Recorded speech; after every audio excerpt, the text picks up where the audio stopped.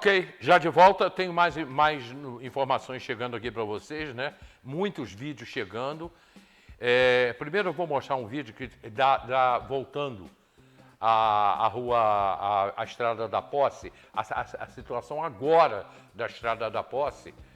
O que falta realmente ali, falta do poder público. Nesse momento eles tinham que estar ali resolvendo o problema do trânsito, que tem um incêndio acontecendo ali. E o bombeiro precisa de agilidade naquele local. Primeiro eu solto essa imagem, ó, essa imagem de agora. Chegou pra gente agora. Tá? Parou a Estrada da Posse. Quantos moradores com transporte? Colégio, o pessoal indo para o colégio e tudo. Primeiro, a Estrada da Posse parou. Tá? E aí, e são quilômetros. São quilômetros.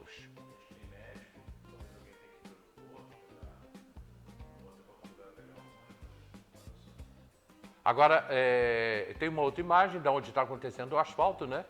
Que o asfalto pegou as pessoas de surpresa. Aí é a Presidente Roosevelt, ali próximo ao hotel.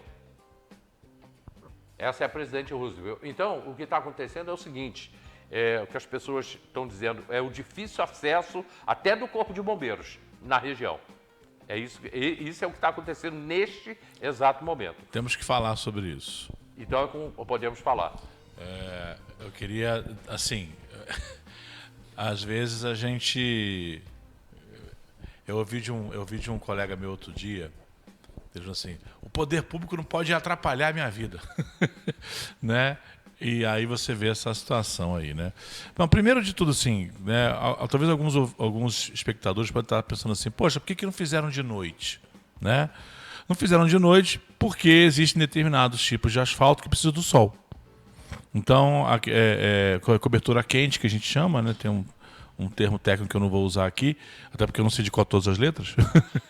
Mas essa cobertura asfáltica, ela precisa da incidência da radiação solar para poder ela fazer o que a gente chama de selagem. Tá? Então tinha que ser de dia, não pode ser de noite. Essa é a primeira coisa que eu queria deixar claro para quem está nos ouvindo e de repente perguntando, poxa, por que não faz o asfalto de noite? Porque talvez esse asfalto precise do sol, ele é um pouco mais barato, inclusive. Segundo ponto, e aí sim vale uma crítica. Quando a Enel, né, aconteceu isso na minha rua, vai fazer uma manutenção preventiva num determinado ramal de distribuição de energia elétrica, que vai ter que desligar a rede, e vai afetar várias residências, o que eles fazem? Eles mandam uma carta 2, 3 dias antes, dizendo o dia do corte programado, para evitar que alguém tenha um prejuízo, alguma coisa assim. Essa obra de recapeamento, né, feita pelo DENIT, não tem um cronograma? Tem. A prefeitura não sabia disso? Por que não houve É a única entrada e saída de 7 bairros, cara. 7 bairros entram e saem por ali. Então por que não informou antes para as pessoas? Dia 13, uma sexta-feira, nós vamos estar fazendo uma obra assim, ou no período do dia 10 até o dia 15, vamos estar fazendo uma obra de recapeamento e tal, parará. Isso vai afetar o trânsito. De repente alguém está querendo ir, tem um compromisso de médico, ou alguém tem um compromisso, às vezes até de pegar ir para o aeroporto, pegar um avião, ou pegar um ônibus aqui na rodoviária. Então, assim, é aquela coisa, Petro, tá faltando gente para cuidar de gente. Porque se tivesse gente preocupada com as pessoas que moram em todos aqueles 7 bairros, Caleme, Salaco, Salaquinho, Campo Grande, Posse, Parque do Imbuí, Cascata do Imbuí, se tivesse gente preocupada com aquelas pessoas ali, alguém teria informado antes, alguém teria feito uma chamada nos canais de comunicação da prefeitura, informado os comerciantes, ele passado com carro de som, entendeu? Essa semana se ligue, porque vai ter uma suspensão do tráfego por causa de recapeamento, saia mais cedo e tal. Não houve esse informe. E aí qual é a sensação que dá para o transeunte? Peraí, a cidade é minha ou é de alguém? A cidade é minha, eu pago o meu imposto. E eu estou sendo impedido de ir e vir. Isso é muito triste. Eu tenho aqui algumas participações do povo que está lá e que está vendo o programa. Giovanni Oliveira botou o problema desse recapeamento foi a falta de necessidade.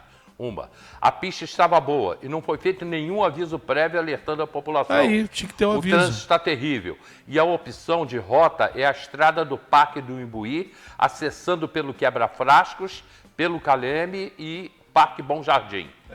Que é uma subidão. Ia para Paralelepípedo. O Maximiliano botou, deixa eu achar aqui que ele botou, sofremos no final de semana passado com um trânsito horrível por causa da exposição de carros antigos. E agora essa novidade, eles esquecem que a população precisa trabalhar e tem compromisso com horário local e só tem uma saída. Exatamente. Eu acho que, e o grave problema é agora o incêndio e o corpo de bombeiros, né? O incêndio é uma coisa que não tinha, é um evento não programado, mas a obra é um evento programado. Então, cadê a notificação? Se a Enel notifica você que vai faltar energia elétrica, se a companhia de água notifica você que vai faltar água, que vai ter manutenção, por que que a prefeitura e o DENIT, né, junto com a prefeitura, não informou que ia acontecer isso? E aí, a única palavra que me vem à cabeça, com todo carinho e respeito a todos que trabalham na prefeitura, né, do prefeito ao mais baixo escalão que tem na prefeitura, é senso de prioridade, Pedro. Sabe?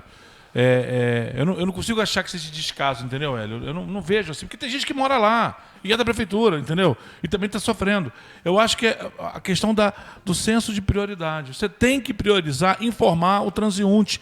Tem que priorizar, informar. Vai rolar uma obra, vai ser um transtorno? Vai, mas vai passar. Tem que informar para se programar. Isso tudo faz parte Agora, da mobilidade urbana. Sim, Agora, total. professor, aquele trecho ali tem que ser do município.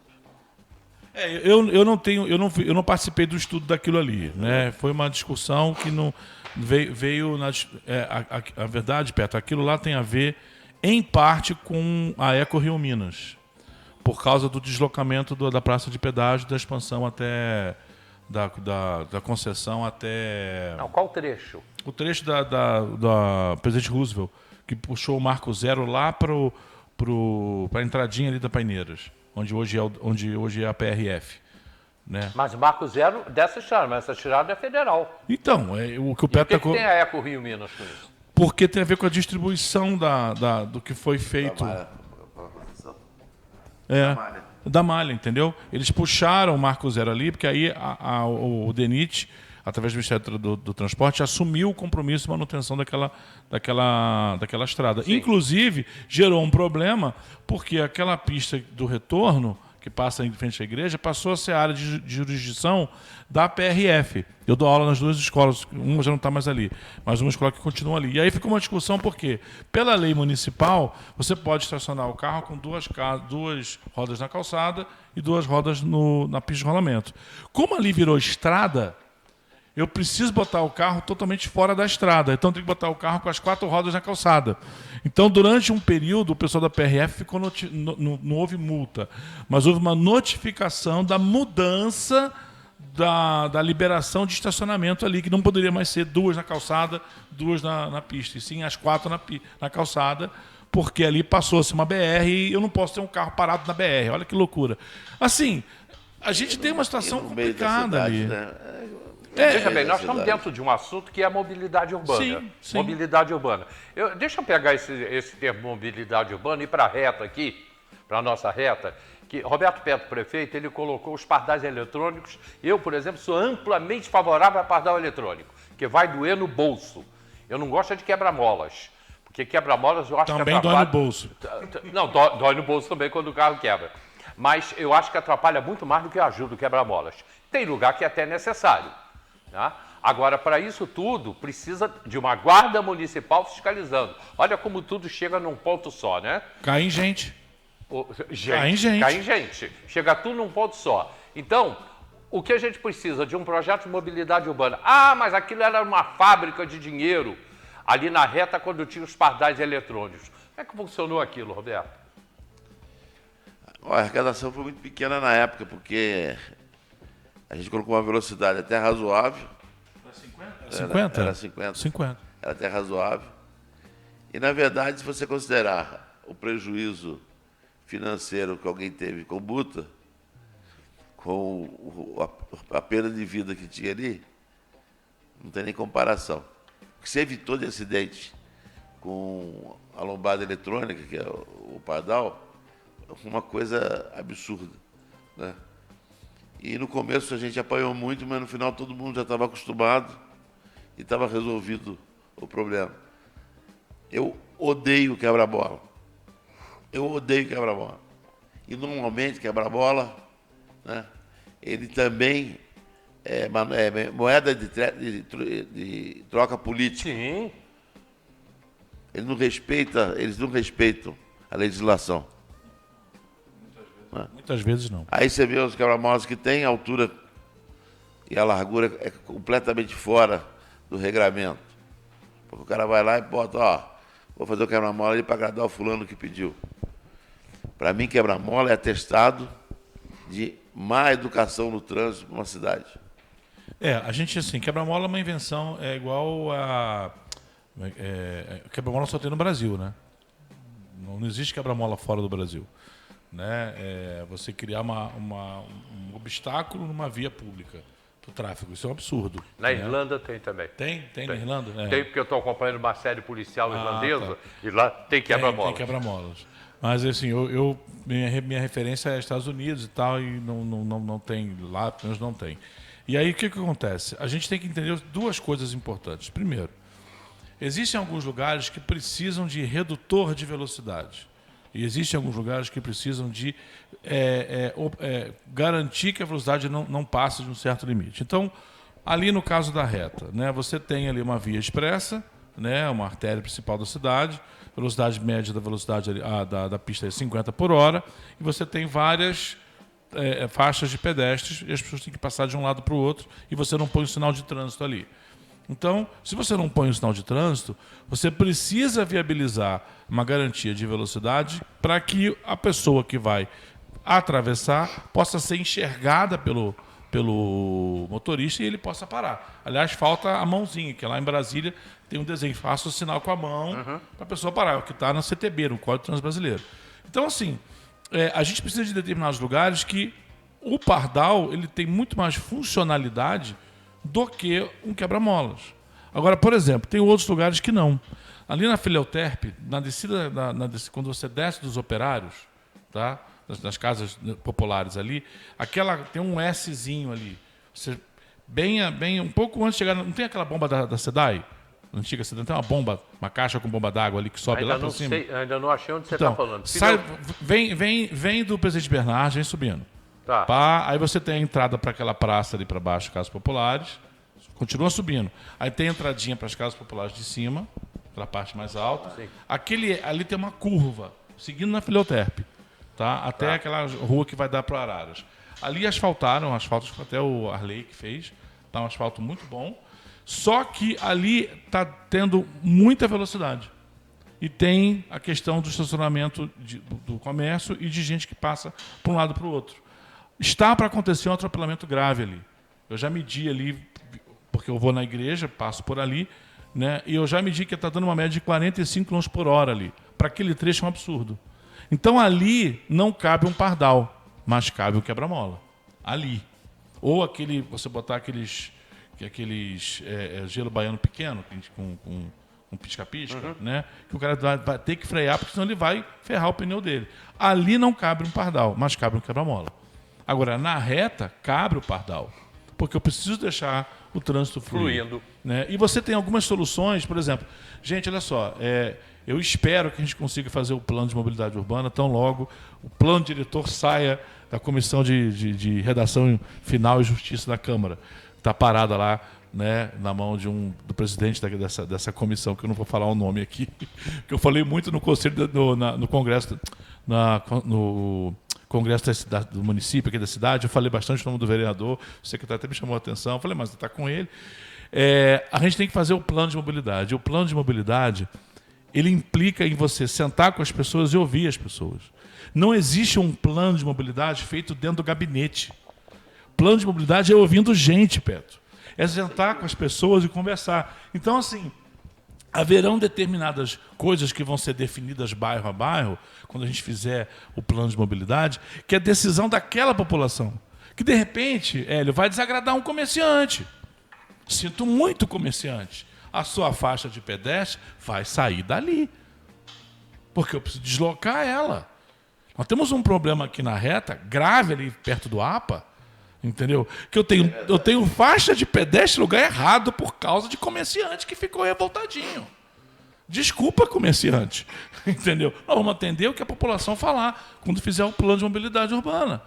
Então, assim, sabe, tem determinadas coisas ali na cidade que a gente precisa conversar. Quando nós estávamos no Conselho da Cidade, a gente brigou para retirar o estacionamento da Delfim Moreira, para botar 3 faixas de rolagem, como hoje é.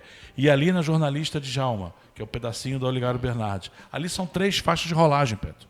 Não são 2, são 3. Tem 11 metros de um lado a outro. Então dá para deixar uma faixa livre à direita. Uhum. Então você alivia que e só vai ter o sinal de quem vai entrar para o alto. Faltou, está no projeto, não executaram. Está no projeto. Porque um comerciante em revolta ficou chateado porque ia tirar 5 vagas dele ali do estacionamento. Isso não existe.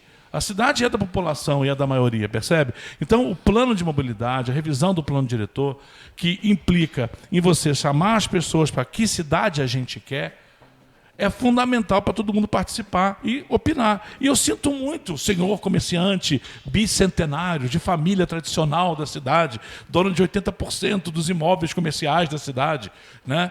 Você vai ser contrariado, porque a cidade não é sua, a cidade é das pessoas que vivem nela, em sua maioria. E o prefeito e os vereadores que vão ser eleitos, se Deus quiser, vão ter que ter compromisso com essas pessoas, com os eleitores, não com um empresário ou outro. Nós temos 2 supermercados aqui na reta, em que a entrada do supermercado é na pista principal. Não pode. A entrada do estacionamento do supermercado tem que ser na rua lateral. A saída, sim, na pista principal. Exatamente. Que você vai sair, você não vai engarrafar. Porque quando para 3, 4 carros para entrar e tem que passar na cancela, vai engarrafar o trânsito. Na verdade, é o contrário, aqui em Teresópolis é o contrário. A própria calçada, se pertence ao imóvel onde está o estacionamento, ela tem que ter uma redução. É só você ir em qualquer outra cidade grande, você vai ver que às vezes tem lugar que não tem jeito, tem que fazer ali. Você reduz e não Você reduz, você encolhe o passeio público para poder o carro acomodar ali. A gente chama de faixa de amortecimento. Então, assim, tem determinadas soluções que têm que ser feitas que vão mexer com muita coisa. Tem trailer que tem que mudar de lugar, Pedro. Porque vai ter que entrar ônibus em determinadas ruas, que o trailer vai ter que sair daquela esquina. Entendeu? E tem comerciante que não quer tirar o trailer dali. Tem que ter horário para carga e descarga. Horário local. Eu acho um absurdo, né? A Praça de Santa Teresa, da Igreja de Santa Teresa, tem aquele caminhão parado ali o dia inteiro descarregando. Eu acho um absurdo no Parque Regadas, que vive, né, parado. Mas tu sabe por que tem? Você sabe de onde é que vem? Por isso que é importante. Por isso que Vanderlei Pérez é um cara importante. Estou puxando o saco, não. É sério. Por que tem carga e descarga na Igreja de Santa Teresa, que é um polo turístico? Porque quando não tinha a famosa estrada direta, a Delfim Moreira era mão dupla e vinha por ali. Ali, onde hoje é a padaria Império, aquela região, era o ponto de ônibus, de carga e descarga, de ônibus e caminhão. Sim. Então ali era o centro de carga, estou falando de anos 30, anos 40. E aí foi ficando, mudou a mão, abriram a estrada e não retiraram um ponto de carga e descarga. E aí a cidade virou uma cidade turística e não retiraram um ponto de carga e descarga. E por que Vanderlei é culpado? Não é Vanderlei é culpado, é porque ele conta essa história nos livros dele, ele explica por que ali ainda tem, por que cargas d'água é ali. E aí a gente tem que mexer na cidade. A gente precisa, mas é a cidade de todos, não de um ou de outro. E esse é o ponto que é fundamental para que as pessoas que estão agora, no período pré-eleitoral, e eu chamo a atenção disso para as pessoas, prestem atenção nos planos de governo dos candidatos a executivo. Tá, para por aí, porque o nosso tempo está esgotando e eu fugi completamente à pauta de hoje. Roberto Petro, eu tenho aí mais 3 minutos de programa e a gente está se aproximando da eleição. Eu preciso que você agora converse com o pessoal de casa, você como político, ex-prefeito, enfim, converse com as pessoas de casa da importância do voto. Vocês dois, começa aí com o Roberto Petro. Eu acho que a professora acabou de falar e toca nesse assunto. Tudo que nós falamos aqui hoje, né, tem solução a partir do momento que o prefeito, que o vereador, né, tenha cheiro de povo. Eu costumo dizer cheiro de povo, né, e você costuma, professores, muito bem, de gente que queira cuidar das pessoas. Preste atenção no plano de governo de cada um, na conversa de cada um. O vereador não foi feito para pedir obra. Ele pode até fazer a indicação. O vereador foi feito para legislar e fiscalizar o governo e atuar no governo. Sabe? Isso daí descambou por um caminho muito ruim. E a Câmara virou negócio, infelizmente. Eu acho que as pessoas têm que estar atentas, né, nessa época de eleição, ter cuidado com esse momento eleitoral, que é o momento da fofoca. Entendeu? E a gente observa que quem está vivenciando a eleição, quem está na rua o dia inteiro, sabe. Né? Essa semana, um determinado candidato aí, que na cabeça dele já é prefeito eleito há mais de um ano, né? Aí soltou uma notícia aí que fez uma pesquisa, que o Estado fez uma pesquisa, que ele já estava com 48%. A assessora dele falou, game over. Primeiro game over, naquele joguinho, significa tente outra vez que você perdeu. Mas só que o assessor dele esqueceu disso, né? E a gente que está na rua observa que ele passou a ter uma irritação tão grande, né, a poder agredir e ofender funcionários de outras candidaturas, né, ameaçar, né? Ameaçar, que prova que eu acho que é o contrário. Então, você que é eleitor, preste muita atenção, né? Veja o que está acontecendo, pense no futuro da sua cidade, da nossa cidade, né? As pessoas têm que conhecer Teresópolis, têm que viver a realidade de Teresópolis para querer melhorar. Não dá para acreditar, né, em Papai Noel. Não tem político Papai Noel. Eu ouvi recentemente de um empresário da cidade, assim, aquele político que diz que resolve tudo.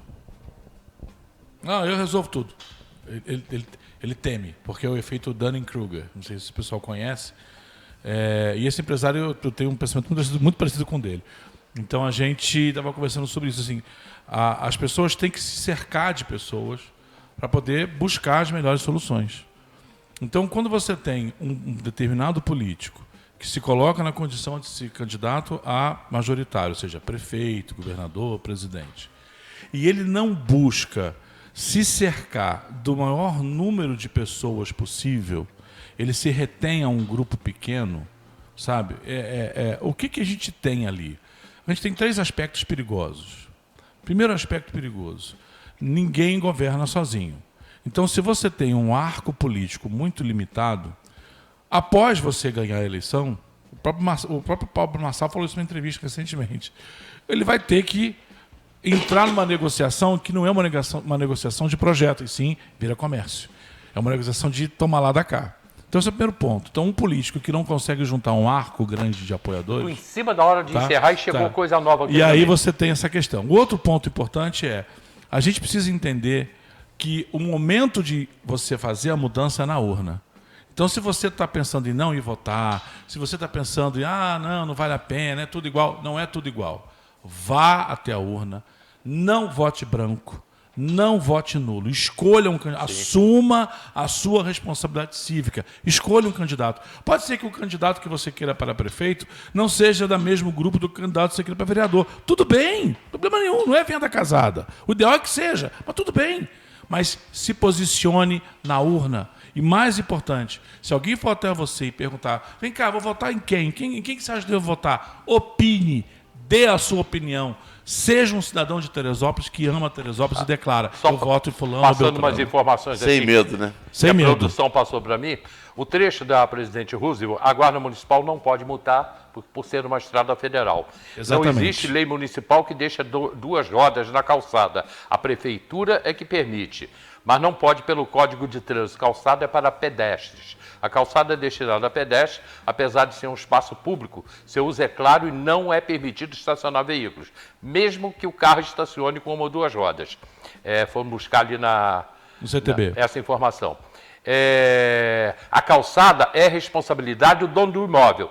A prefeitura até multa se não tiver manutenção. É proibido. Agora, atenção, hein? Imagens do fogo nesse momento que já destruiu a Pedra da Tartaruga e já está chegando a Pedra do Camelo. Essa é a situação. Começou a ventar, hein? Olha lá, tá ventando agora, ó. O fogo, essas imagens do fogo nesse momento. A Pedra da Tartaruga já foi tudo destruído e agora está chegando a Pedra do Camelo. Você vê a intensidade do que está acontecendo nesse momento em Teresópolis. Você está vendo lá o helicóptero, né? Que situação, hein, gente? Que situação. Olha só, a gente vai continuar informando durante todo o dia. Vem aí o Marcelo Medeiros com informações dentro do boletim também. Ontem eu estive lá no Lago do Comari, fui lá na casa de um amigo. O Lago do Comari está muito seco, muito seco. Já tem várias ilhotas de areia. O lago pequeno, onde tem a criação de peixes, já está vazio, praticamente vazio. As garças já estão ali andando, onde era água, as garças já estão ali. Então é uma situação muito ruim, muito drástica em Teresópolis, porque não chove, o Parque Nacional não tem água, os rios não têm água, e agora essa situação na Pedra da Tartaruga. Então você tem que ter muito cuidado, não pode pôr fogo em lixo, não pode enterrar lixo, tem que ter muito cuidado. Tá? Professor Marcão, muito obrigado. Só quem quiser depois falar comigo, @professor Marcão Terê no Instagram, tá? A gente pode trocar informação lá e aprimorar aí também, né? Então pode me seguir lá, professor Marcão Terê, lá no Instagram. Roberto Petro, muito obrigado. Eu que agradeço. A hora que você quiser, nós estamos aí. E já que você falou em lixo, né? Não transforme seu voto em lixo, hein? Exatamente. Isso é verdade. Não transforme seu voto em lixo. Muito obrigado. Daqui a pouco está no YouTube. O programa já está no YouTube. 4 horas tem reprise, meia-noite tem reprise. Segunda-feira, 10 da madrugada, a gente está aqui. Se Deus quiser, esse fogo vai passar. Vem chuva por aí. Tomara que venha. E um bom final de semana para todos.